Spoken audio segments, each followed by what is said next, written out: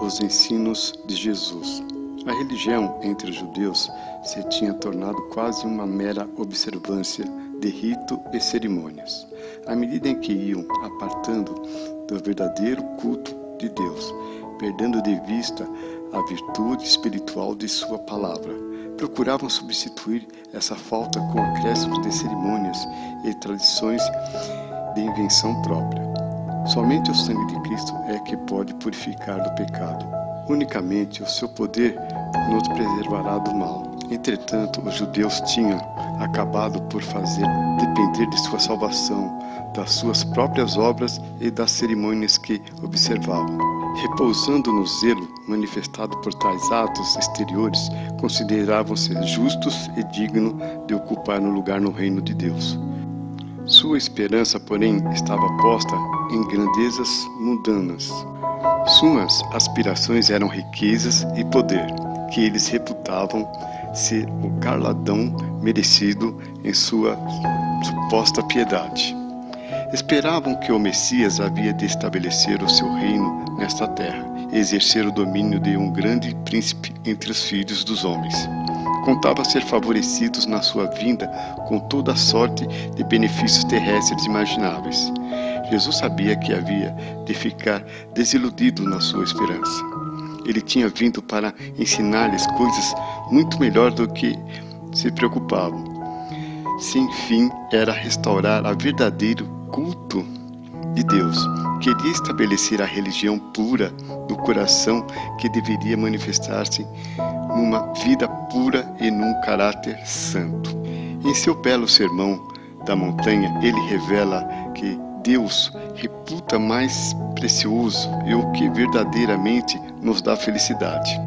Os discípulos de Jesus tinham sido influenciados pelas doutrinas dos rabinos, e era a eles, em primeiro lugar, que suas lições se destinavam. Elas se destinam a nós igualmente. Temos necessidade de aprender as mesmas coisas. Bem-aventurados os pobres de espírito, disse Cristo. Os pobres de espírito são aqueles que reconhecem o seu estado pecaminoso e de indigência espiritual. São aqueles que reconhecem que de si mesmo nenhum bem conseguem fazer. Aspiram o auxílio de Deus e Deus não lhe retém sua bênção. Porque assim diz o alto e o sublime, que habita na eternidade e cujo nome é santo, na altura e no lugar santo hábito, como também com o contrito e abatido de espírito, para vivificar o espírito dos abatidos e para vivificar o coração dos contritos. Bem-aventurados os que choram. Isso não se refere àqueles que lamentam ou murmuram ou que andam cabisbaixo, aparentando mau humor. Isso se refere aos que sentem verdadeira tristeza pelos seus pecados e que suplicam a Deus o perdão dos mesmos. Tais serão generosamente perdoados. E o Senhor diz: tornarei o seu pranto em alegria, e os consolarei, e os alegrei na tristeza.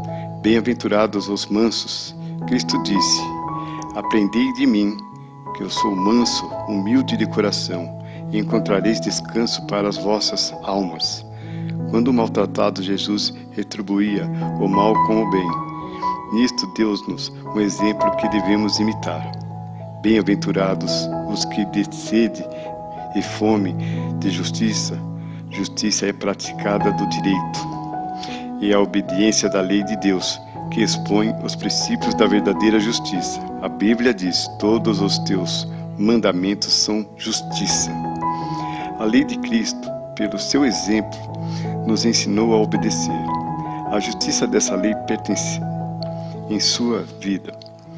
Teremos fome e sede de justiça, e aspiraremos o que nossos pensamentos, nossas palavras e nossas ações sejam modelos pelo que Cristo manifestou em sua vida. Havemos de ser semelhantes a Jesus, e se deveras os desejarmos ser, nossa vida pode se assemelhar a dele e nossos atos estarem em harmonia com a lei de Deus. O Espírito de Deus, imprimindo essa lei em nosso coração, faz com que tenhamos prazer em fazer a vontade de Deus. Deus está mais pronto de dar-nos o seu Espírito do que pais terrestres a dar boa dádiva a seus filhos. Sua promessa reza assim: pedir e dar-se-vos-á. Todos os que tiverem sede e fome de justiça hão de ser fartos.